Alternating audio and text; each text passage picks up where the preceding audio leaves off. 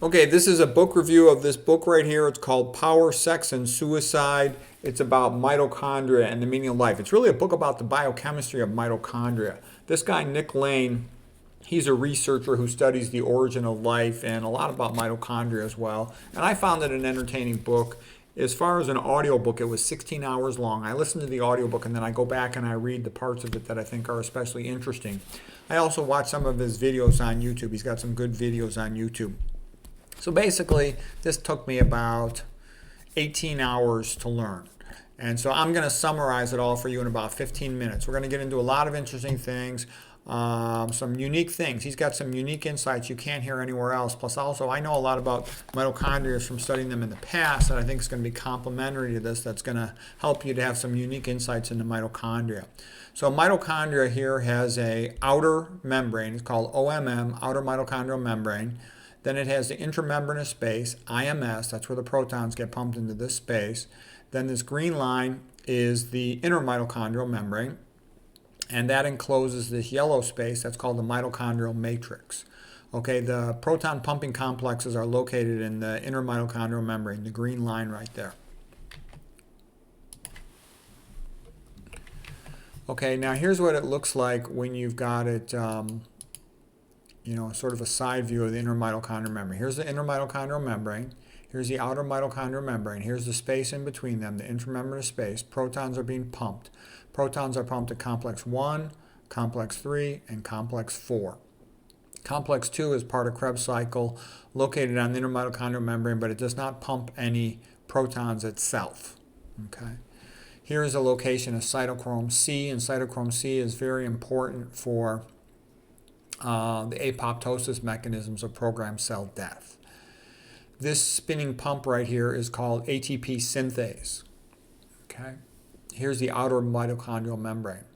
As these protons are pumped into the intramembranous space, they'll build up a pressure gradient of protons. And again, it's electrochemical gradient. Electro because it has a charge, about negative 150 millivolts, and chemical because it has a concentration gradient of hydrogen protons on one side versus the other. It's an incredibly high gradient. It's the highest electrical gradient in the human body. A neuron itself is about 70, negative 65 or negative 70 millivolts. This is 150 to 160, 165 millivolts, so it's really, really, really high. Incredible gradient.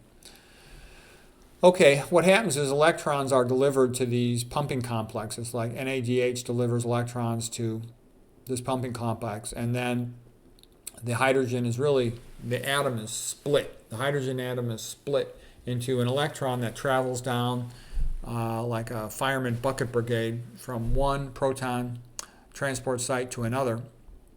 And then the proton, the H plus, is pumped into the intramembranous space. Okay, so this is like a miracle, by the way. And that's why another one of the reasons why I believe in God.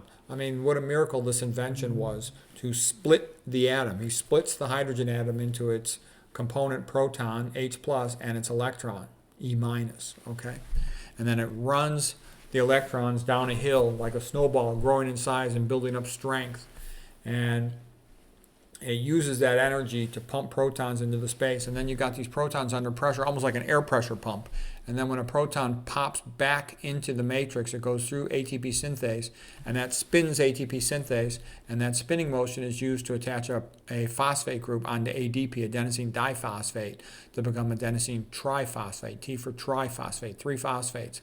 And that's the basic energy of a cell. It's like a $20 bill. It's for getting work done in a cell. And that's how it normally works. Occasionally you can drop an electron down into the matrix, and it's quickly neutralized by superoxide dismutase. It'll form an oxygen, or combine with it to form a superoxide free radical with an unpaired electron in its outer orbital, but superoxide dismutase will rapidly neutralize that under normal conditions.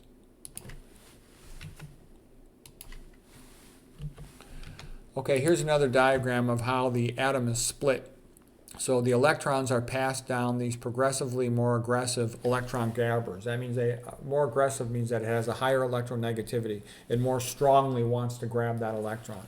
Oxygen has the highest electronegativity in the periodic table of elements other than fluorine. Fluorine is higher, but oxygen is next in line. So it's a very strong grabber. It wants electrons big time. When it grabs the electrons, it's converted into water. Okay, so these are the protons pumped into the intramembranous space. Okay, and that's what I meant by splitting the atom. The hydrogen atom normally contains a proton and an electron, but it's split, and the protons are pumped over here. The electrons are passed down the electron transport chain. These proteins are called the electron transport chain. Okay, now fat, especially saturated fat, inhibits the electron transport chain here at the level between complex 3 and coenzyme Q. When this happens and you inhibit complex 3, then the protons start going backwards and they'll bounce off a coenzyme Q that gets overloaded with protons. It'll drop them into the matrix and you'll convert oxygens into superoxide free radicals. And if this happens too rapidly, too much excessive amounts of fat, in particular sat fat, then you can get you'll get insulin resistance, and you'll get the production of an excessive amount of free radicals in the mitochondrial matrix. This can actually become excessive and overwhelm the capacity of superoxide dismutase to clear them out, and then you'll cause these toxic free radical reactions. This is oxidative stress. When you have excessive oxidants in comparison with antioxidants, it can damage the mitochondrial DNA, and that can initiate a chain reaction of problems in a cell. That's what diabetes does. That's why it's such a bad disease.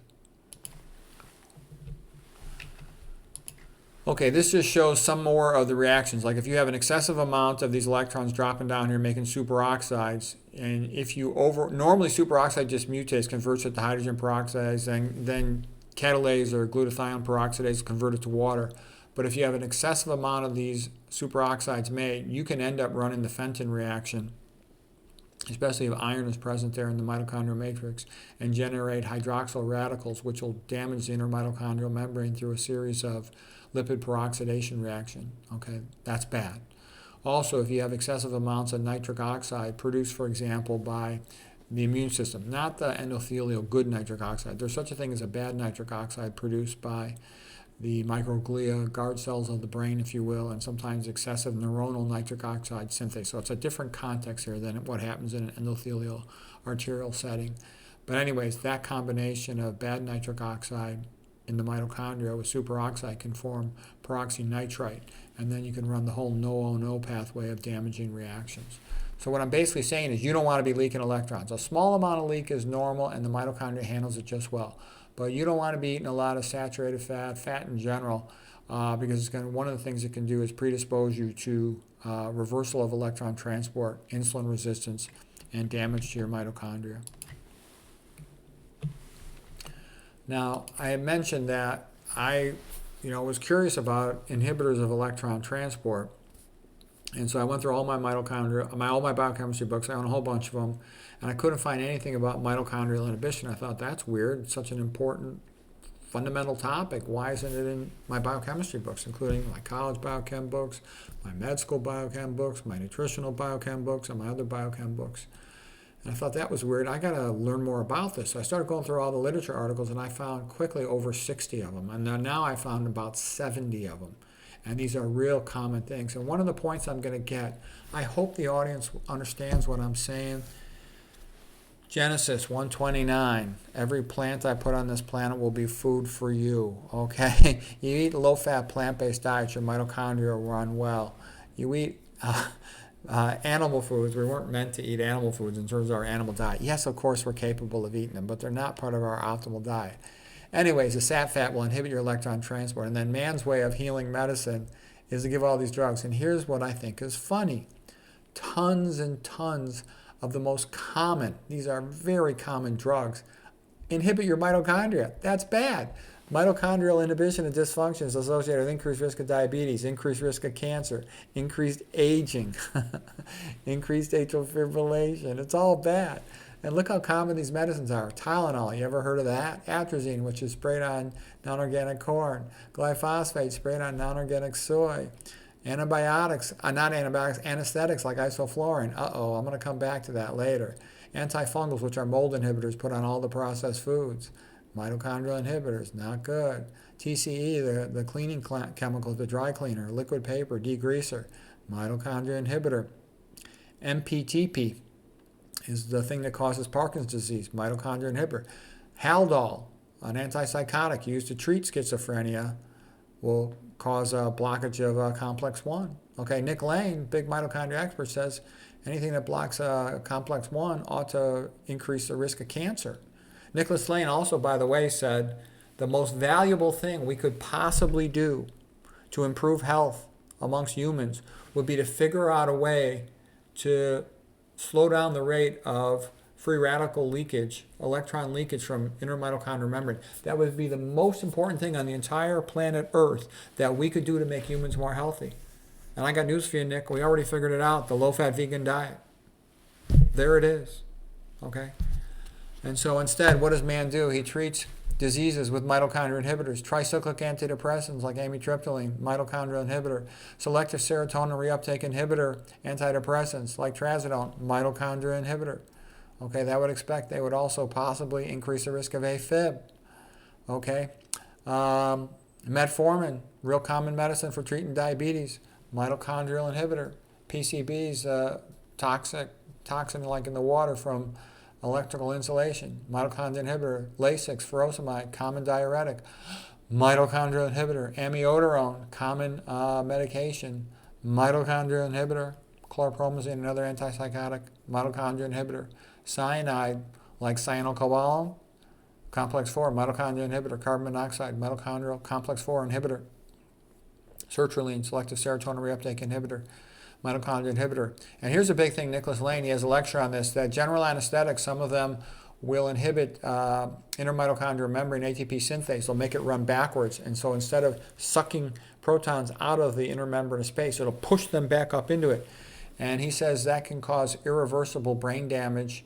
And I read another paper about it, especially in young people and old people. And this is one of the reasons why I don't want anesthetics given to me.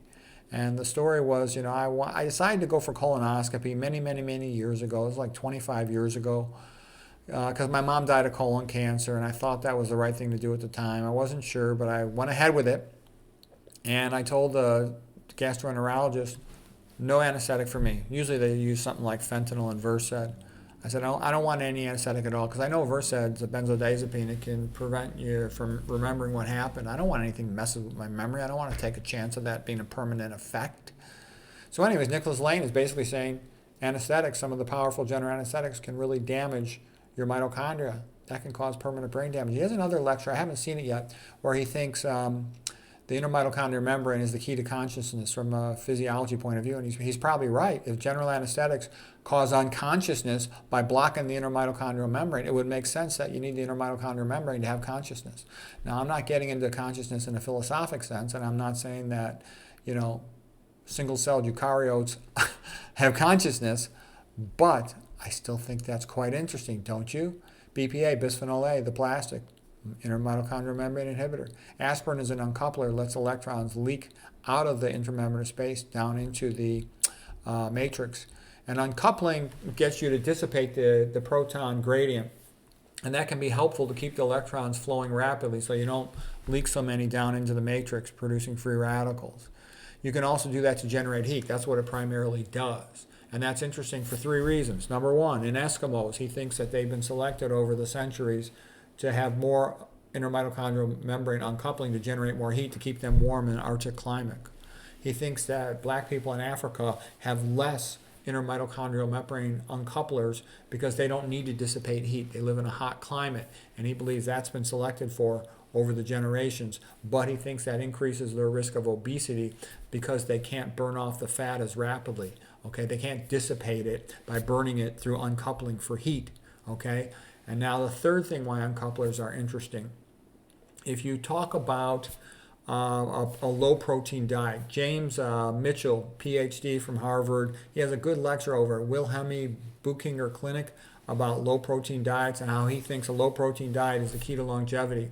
And here's what he said happens. He says, when you eat a low-protein diet, you lose weight. And here's the reason why. Because you run out of amino acids to run gluconeogenesis in the liver for maintaining blood glucose level.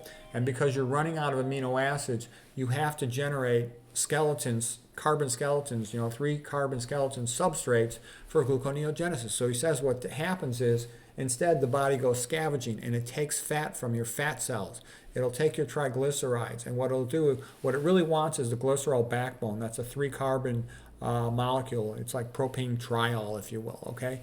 And it takes that 3 carbon molecule and it sends it to the liver, and it runs it through gluconeogenesis to make glucose so it can maintain the blood glucose level for the brain. But meanwhile, you got these 3 triglycerides that are now floating in the breeze. You got nothing to do with them. He says what the body does is it burns them through mitochondria, and it runs them with uncoupling of the mitochondria to generate heat. So what James Mitchell is saying, when you eat a low-protein diet, you burn fat for heat. The triglycerides are burned as waste products because what the body really wants is the glycerols, the backbone. So a triglyceride is a glycerol backbone, 1, 2, 3 carbons attached to 1, 2, 3 fatty acids. And it takes those glycerol carbons, sends them to the liver for gluconeogenesis. Then it takes the 3 triglycerides and says, screw this, we don't need this waste, just burn it for heat. And then you burn that stuff for heat just randomly, and so you lose weight, which is a rather beautiful thing, okay? And maybe that's why he was so successful. One of the reasons. I know when the really fat people, he calorie restricted also, but other people also lost weight from that. And that's also another reason why a low protein diet will get people to lose weight, okay? In addition to being low in fat, as they typically are. Typically fat and protein go together like in animal foods. But anyways, I was just getting warmed up. There are tons more mitochondrial inhibitors. Alcohol, arsenic, cadmium, lead, fluoride, hydroxynonenal from omega-6 cooking oils. It goes on and on. HG, chromium, okay? Statins, tramadol, Plavix. There's a ton of them. It goes, and there's a lot more. Of course, hypoxia will have a similar effect, okay? So anyways, that'll be enough on that for now, and we're going to start talking more about the book, but I wanted to show you these pictures so that when I started talking about the book, you'd have the pictures in mind. It'll make a lot more sense. Okay, the pivotal moment in the history of life on Earth, according to Nick Lane, was the acquisition of bacteria by mitochondria, and it occurred in the archaea. Okay, it only happened once. It only happened once, that endosymbiosis event, where a mitochondria was somehow absorbed into a bacteria and continued to live and function inside of it. Typical mitochondria are small. Just think of it as being about 2 microns. That's a reasonable estimate of how it is. There can be many thousands of them in a cell, so they can be up to 40% of the volume of a eukaryotic cell can be filled by mitochondria.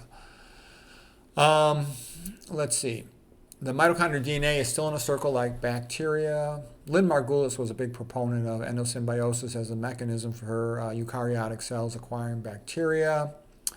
All multicellular animals have, or at least have had, mitochondria. They might have lost them to become parasites, but they all had them originally. Eukaryotes are much bigger than bacteria. Bacteria are called prokaryotes. Eu means true, karyote means true, not true nucleus, but the mitochondria is a much more important thing than the nucleus. Prokaryote, pro means before, and bacteria are prokaryotes, so before having a nucleus. Eukaryotes can be 100,000 times as big as a bacteria.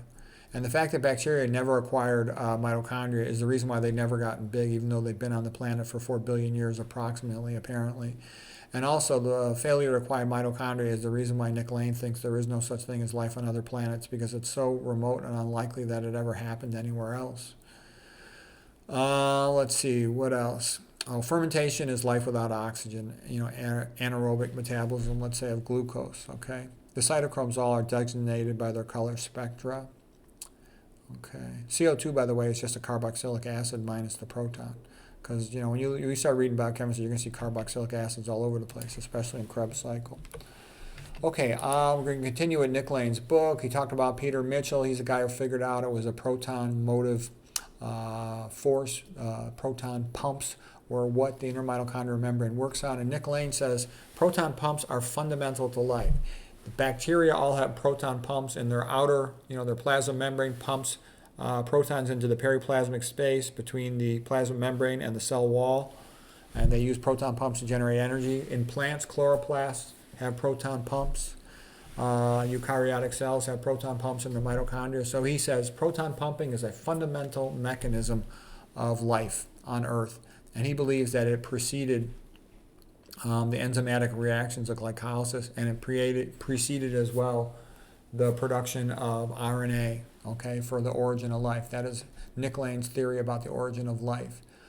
Okay, we talked about the gradient in the inner mitochondrial membrane being extraordinary in the ballpark of negative 150 millivolts. Super high gradient, the highest one in the human body that I'm aware of. Let's see, what else? To change from being bacteria to becoming eukaryotes, they had to lose their cell wall.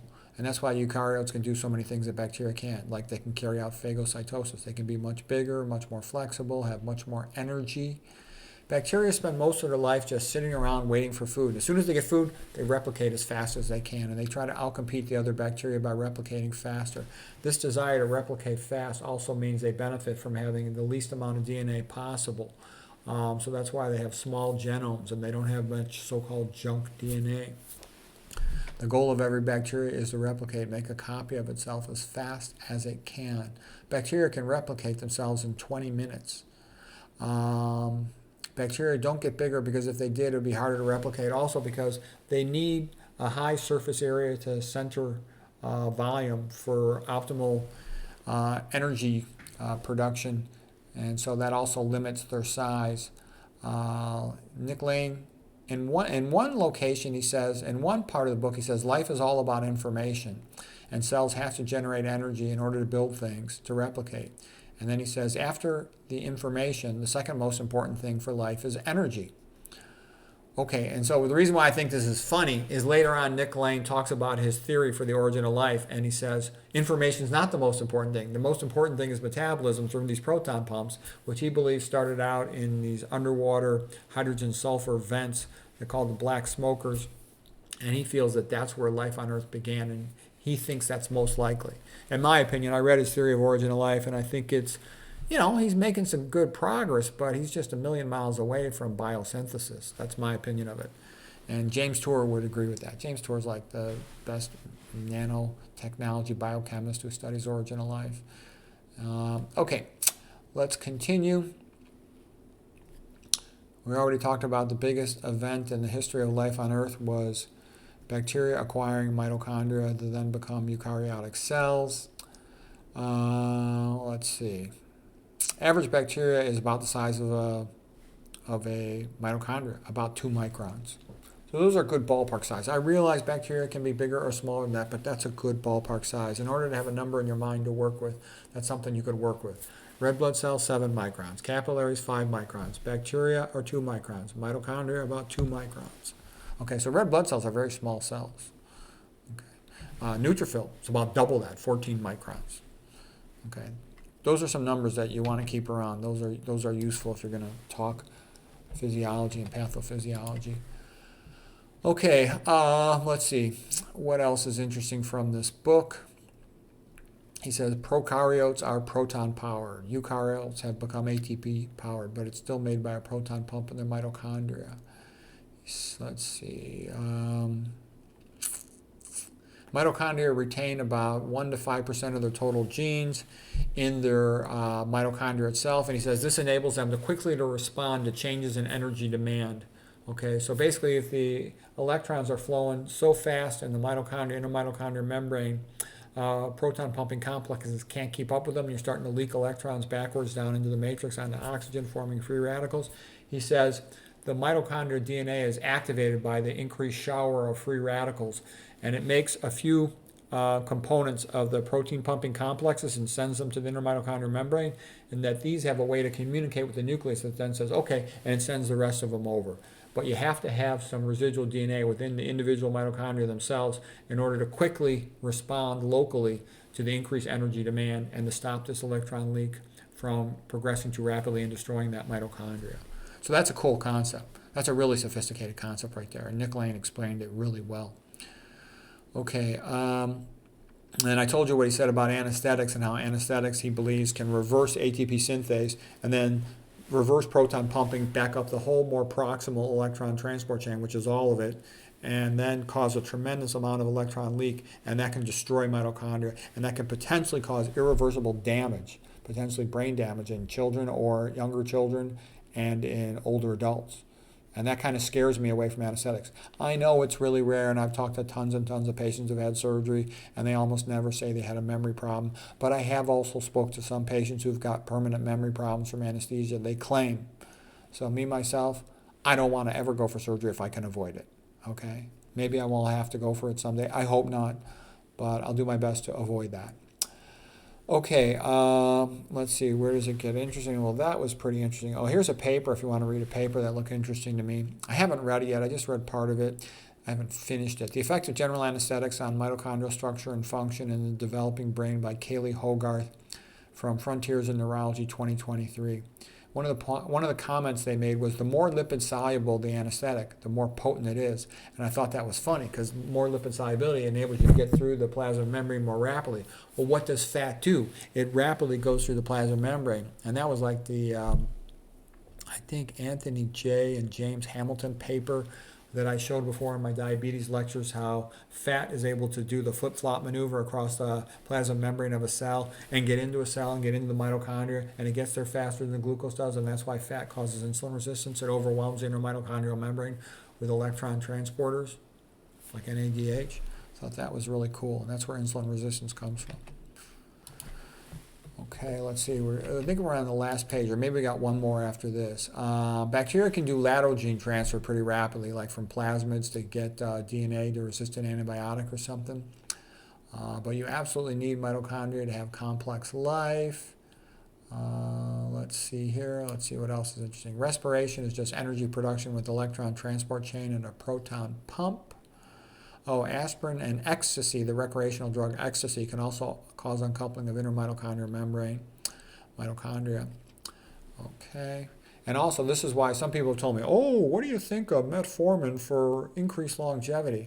I said it's an intermitochondrial membrane inhibitor. I would never, ever take any intermitochondrial inhibitor unless I had absolutely no choice. And if I had diabetes, I would just eat the low-fat diet. Okay.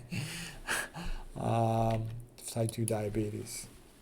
Please. Okay, now we're on the last slide.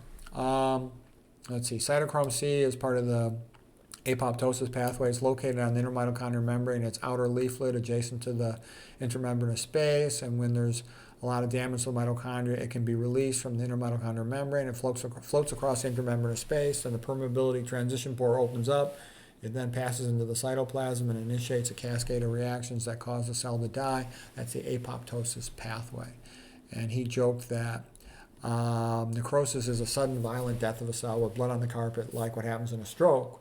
But apoptosis is more like a you-know-what type of cell death, and the cell disappears. It's recycled, like in a calm, you-know-what ease environment. Okay, cyanobacteria invented photosynthesis. Okay, that's where photosynthesis started in those bacteria. Oncogenes are genes that promote cell replication, and he says those can get stuck in the on position in a cancer cell. And tumor suppressor genes, genes that normally prevent cell replication, can get stuck in an off position. And he says that's characteristic of cancer with the somatic mutation theory. And the other thing that was a little bit funny, he says that he thinks that if you have inhibition of the intermitochondrial membrane, especially the complex 1, he thinks that that would probably cause cancer. Well, no shit. And we got all these drugs that are inhibiting the intermitochondrial membrane. That's what I had the Peter Rogers MD theory of mitochondrial inhibitors. I think all these drugs are probably contributing to increased risk of cancer. And I think fat and fat in general increase the risk of cancer by inhibiting the mitochondrial matrix, okay? And then he talks about how the Krebs cycle loves glutamine. Well, great. Guess what feeds into glutamine? Glutamate. And I think this MSG, MFG stuff increases the risk of cancer growth, okay, for just that reason. You could run Krebs cycle off that stuff. You don't even need, hardly any glucose, okay? Let's see. A mitochondria cannot replicate independent of a cell because it's got most of its DNA in the nucleus. Unlike some parasites like Rickettsia, they can replicate independent of a cell. Okay, what did I like about Nick Lane? Number one, he's a very bright guy, and he's thought about this stuff for a long time. That's all good. He does speak clearly. He's from England. He puts things into a form of a story, like a narrative, and I enjoy that. I mean, he's a little bit long-winded. It took him 16 hours to say the stuff to you that I said to you in about 20 minutes, but it was still enjoyable. I still liked it. I think he probably is getting funny money from, this is just a guess, I have no idea if this is true, but he's probably being supported by people who promote atheism because they think that this helps atheism. I don't think it does. I think this is just part of how God gets stuff done. And by the way, Nick Lane, I think, is still millions of miles away from being able to explain the origin of life. But I do think he's a bright guy, and he's trying to figure things out, and I think that's great. Let's see, what else? Most common site to leak electrons from is complex 1. I've also seen a lot of papers with electrons leaking from the region of coenzyme Q and complex 3. The mitochondrial DNA undergoes mutations much faster than occurs in nuclear DNA, but there is some ability of the mitochondria to repair its DNA, and it has 5 or 10 copies of its DNA. Okay, if you leak some electrons, that's normal in a normal mitochondria, but when you leak more, it becomes more significant. There's signaling. The amount of electrons leaking off that electron transport chain is a signal to the mitochondria on what it needs to do next. It's like a thermostat. So here's 3 patterns of mitochondrial activity. Number 1, let's say you're a highly active person running around a lot, and you're also eating a lot of food. So you're going to get lots of electrons delivered to the inner mitochondrial membrane for electron transport, and that works fine. You'll have hardly any leakage because those electrons are being sucked up as fast as they're made, and the ATP is being used. Okay. Number 2 is if the person's starving. If you don't have any food, then you don't have a lot of electrons available to be delivered to electron transport. It's like the grid is out, so you're also not going to have much electron leak in that setting. So starvation, no. And high physical activity, no. Things are going to run well. But here's where you run into the problem, and tell me if this sounds familiar. A modern person who's relatively sedentary, who can eat as much food as they want. They're not worried about starvation like our ancestors were. There's tons of food available, and very energy-dense food like fat from animal foods. And so they're sending tons of electron carriers to the inner mitochondrial membrane, and they get pumped into the matrix, and they pump up the gradient so high, like in the Michael Brownlee paper, Banting Award 2004, that the electron transport gradient goes too high, and the electron transport carriers of the inner mitochondrial membrane start to back up, and you start to leak electrons, okay? If it happens a little bit, that's not a big deal. The mitochondria has dealt with that before. It senses the increase in superoxides being produced from electron leak. And what it does is it activates its DNA synthesis to make the initial primary proteins going to the inner mitochondrial membrane, and those send a signal like a beacon to the nucleus to send the rest of the protein complex components to make additional electron transport chains within the inner mitochondrial membrane. So it's basically saying is when there's an excess of supply of electrons to the inner mitochondrial membrane, it adds electron transport chains, the 5 complexes, so it can make more ATP. That's what will happen when it needs to make a small adjustment. But the problem is sometimes there's too much fat coming into that intermitochondrial membrane, too much fat in particular, and now its ability to compensate is overwhelmed. Besides, that ability to compensate locally, that's why it has to have some DNA in the individual, it has to have some of its own DNA in its own mitochondrial matrix. But this is fascinating. This is how it can compensate. And it can also compensate for excessive electrons running down that chain by uncoupling. But sometimes when too much fat gets into that mitochondria, you're just going to leak too many electrons, and you're going to start running all these lipid peroxidation, toxic reactions, destroying the mitochondria, causing cell death, or causing the death of the individual mitochondria. If you damage a few individual mitochondria, the cell's not going to die. But if you damage a higher number, the cell will die. And the individual cells can get rid of a few mitochondria. The defective mitochondria can be recycled. That's not a big deal. The cell will then just replicate its high-functioning mitochondria. But here's where the problem arises. If you keep on damaging these mitochondria day in, day out for decades, eventually you don't have any totally normal mitochondria. And you're just going to have to replicate defective ones, and your ability to produce energy just keeps dropping and dropping. And I believe this is why old people sort of fade away. They just keep dropping and dropping their ability to produce energy. This is one of the multiple reasons. Because you got a couple hourglasses, like, egg timers tipped over on your life.